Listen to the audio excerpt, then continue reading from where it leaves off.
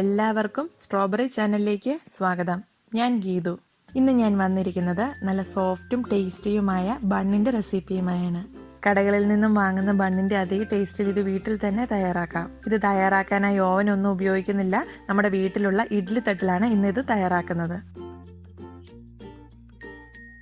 മുകളിൽ കാണുന്ന ലിങ്കിൽ ക്ലിക്ക് ചെയ്താൽ ഞങ്ങൾ നേരത്തെ അപ്ലോഡ് ചെയ്തിട്ടുള്ള ഈവനിങ് സ്നാക്സ് റെസിപ്പികൾ കാണാവുന്നതാണ്. റെസിപ്പിയിലേക്ക് കടക്കുന്നതിന് മുന്നേ നിങ്ങൾ ഈ ചാനൽ ആദ്യമായാണ് കാണുന്നതെങ്കിൽ സബ്സ്ക്രൈബ് ചെയ്യാൻ മറക്കരുത്. അതുപോലെ തന്നെ നിങ്ങൾക്ക് ഈ വീഡിയോ ഇഷ്ടമായാൽ നിങ്ങളുടെ ഫ്രണ്ട്സ് ഫാമിലിയുമായി ഒന്ന് ഷെയർ ചെയ്തേക്കണേ.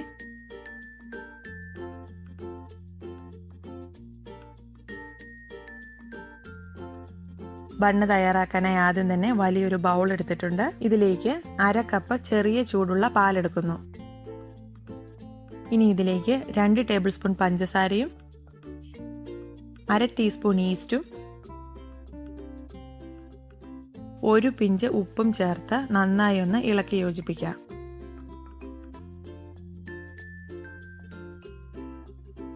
ഈസ്റ്റ് പാലിലൊന്ന് അലിഞ്ഞു കിട്ടാനായി ഒരു 5 മിനിറ്റ് ഒന്ന് മൂടി വെച്ച് റെസ്റ്റ് ചെയ്യാം.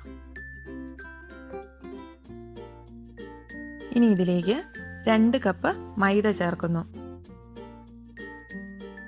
ഒരു ഫോർക്ക് ഉപയോഗിച്ച് ഇതൊന്ന് ആദ്യം മിക്സ് ചെയ്തെടുക്കാം. ഇതുപോലെ ആദ്യം ഒന്ന് ഫോർക്ക് ഉപയോഗിച്ച് മിക്സ് ചെയ്തതിന് ശേഷം കൈകൊണ്ട് കുഴയ്ക്കാൻ തുടങ്ങുവാണെങ്കിൽ കയ്യിൽ ഒത്തിരി അങ്ങ് ഒട്ടിപ്പിടിക്കാതിരിക്കും. ഇനി ചെറിയ ചൂടിലുള്ള കുറച്ച് വെള്ളമോ പാലോ എടുത്ത് വെച്ചിട്ട് കൈകൊണ്ട് കുഴച്ചു തുടങ്ങാം. ഞാൻ വെള്ളമാണ് എടുക്കുന്നത്. ഇത് കുറേശ്ശെയായി ചേർത്ത് കുഴച്ചെടുക്കാം. ഓരോ ടേബിൾ സ്പൂൺ വീതമാണ് ഞാൻ ചേർത്തുകൊണ്ടിരിക്കുന്നത്. മൈദ ആയതുകൊണ്ട് തന്നെ കുഴയ്ക്കുമ്പോൾ നല്ലതുപോലെ ഒട്ടിപ്പിടിക്കും. നന്നായി പ്രസ് ചെയ്ത് കൊടുത്ത് വേണം കുഴച്ചെടുക്കാൻ. കയ്യിൽ വല്ലാണ്ട് ഒട്ടിപ്പിടിക്കുകയാണ് കുഴച്ചെടുക്കാൻ പറ്റുന്നില്ലെങ്കിൽ കൈ നന്നായിട്ട് കഴുകിയതിന് ശേഷം കയ്യിൽ എണ്ണ തടവി കൊടുത്തിട്ട് കുഴയ്ക്കുവാണെങ്കിൽ എളുപ്പത്തിൽ കുഴച്ചെടുക്കാം. ഞാനിവിടെ മൊത്തത്തിൽ 4 ടേബിൾ സ്പൂൺ വെള്ളമാണ് ചേർത്തിരിക്കുന്നത്. ഇത് ഈ സമയത്ത് കുഴയ്ക്കുമ്പോൾ നല്ല കട്ടിയായിട്ട് തോന്നാം. പക്ഷെ ഒരു 5 തൊട്ട് 10 മിനിറ്റ് വരെ നന്നായിട്ട് പ്രസ് ചെയ്ത് കുഴയ്ക്കുമ്പോൾ നല്ല സോഫ്റ്റ് മാവായിട്ട് മാറും. ഞാനിതിപ്പോൾ ഇവിടെ ഒരു 10 മിനിറ്റ് കുഴച്ചിട്ടുണ്ട്. മാവ് അത്യാവശ്യം നല്ല സോഫ്റ്റായി വന്നിട്ടുണ്ട്. ഇനി ഇതിലേക്ക് 1 ടേബിൾ സ്പൂൺ എണ്ണയോ ബട്ടറോ ചേർത്ത് നന്നായി ഒന്നുകൂടെ കുഴച്ചെടുക്കാം.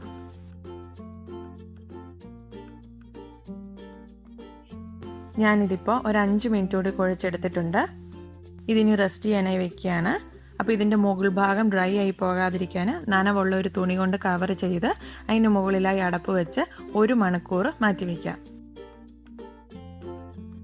ഇപ്പോൾ 1 മണിക്കൂർ കഴിഞ്ഞിട്ടുണ്ട്. മാവ് നന്നായി പൊങ്ങി ഡബിൾ സൈസിലും കൂടുതലായിട്ടുണ്ട്. ഇതിനി നന്നായി ഒന്നുകൂടി ഒരു 5 മിനിറ്റ് കൂടെ കുഴച്ചെടുക്കാം. നിങ്ങളുടെ സൗകര്യം അനുസരിച്ച് കിച്ചൺ സ്ലാബിലോ കൗണ്ടർ ടോപ്പിലോ ഇട്ട് കുഴയ്ക്കാവുന്നതാണ്. ഈ മാവ് ഏകദേശം ഒരേ സൈസിൽ 2 ഭാഗങ്ങളായിട്ട് മുറിച്ചെടുക്കാം.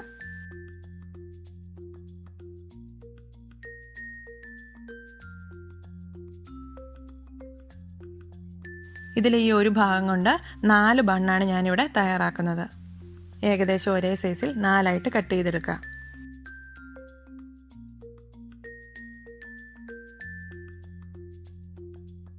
ഇനി ഇവ ഓരോന്നായി എടുത്ത് നല്ല ബോൾ ഷേപ്പിൽ ഉരുട്ടിയെടുക്കാം. ഈ സമയത്തും മാവ് കയ്യിൽ ഒട്ടുന്നുണ്ടെങ്കിൽ കയ്യിൽ നന്നായി എണ്ണ തേച്ച് കൊടുത്തിട്ട് ഉരുട്ടിയെടുക്കാം. ഇതുപോലെ അകത്തോട്ട് മടക്കുകളായി വെച്ച് ഓരോന്നും സെറ്റ് ചെയ്തെടുക്കാം. അങ്ങനെ ഇവിടെ എല്ലാ ബോൾസും സെറ്റായിട്ടുണ്ട്. ഇതിന് ബേക്ക് ചെയ്യാനുള്ള പാത്രത്തിലേക്ക് വെക്കുക. 4 ബണ്ണ് ഡയറക്റ്റായി പാനിൽ വെച്ചും ബാക്കി 4 ഇഡ്ഡലിത്തട്ടി വെച്ചുമാണ് ബേക്ക് ചെയ്യുന്നത്. ആദ്യം ഞാനിവിടെ ഒരു പാൻ എടുത്തിട്ടുണ്ട്. ഈ പാനിൻ്റെ അടിഭാഗത്തായി ഒരു സ്റ്റീലിൻ്റെ ചുറ്റോ അടപ്പോ പാത്രമോ അങ്ങനെ എന്തെങ്കിലും ഒന്ന് ബേസായിട്ട് വെച്ച് കൊടുക്കുക. അതിന് മുകളിലായി ഇഡ്ഡലിത്തട്ട് വെക്കുക. ഈ ഇഡ്ഡലിത്തട്ടിൽ മാവ് ഒട്ടിപ്പിടിക്കാതിരിക്കാൻ കുറച്ച് ബട്ടറോ എണ്ണയോ എന്തെങ്കിലും ഒന്ന് ബ്രഷ് ചെയ്ത് കൊടുക്കുക. ഇനി ഇതിലേക്ക് ഓരോ ബോൾസായി വെച്ച് കൊടുക്കുക.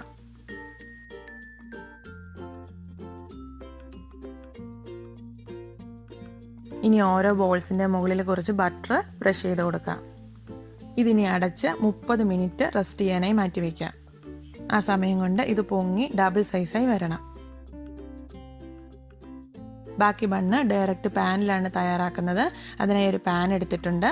ഇതിൽ ആദ്യം ഒന്ന് എണ്ണയോ ബട്ടറോ ബ്രഷ് ചെയ്ത് കൊടുക്കുക. അതിന് മുകളിലായി ഒരു ബട്ടർ പേപ്പർ ഇട്ട് കൊടുക്കുന്നു. ബട്ടർ പേപ്പറിന് മുകളിലും കുറച്ച് ബട്ടറോ എണ്ണയോ തേക്കാം. തമ്മിൽ ഒട്ടിപ്പിടിക്കാത്ത അകലത്തിൽ ഓരോ ബോൾസായി വെച്ച് കൊടുക്കാം. ഇനി ഈ ബോൾസിൻ്റെ മുകളിലും ബട്ടർ ബ്രഷ് ചെയ്ത് കൊടുക്കാം. ഇത് മൂടി വെച്ച് 30 മിനിറ്റ് പൊങ്ങാനായി മാറ്റി വയ്ക്കാം.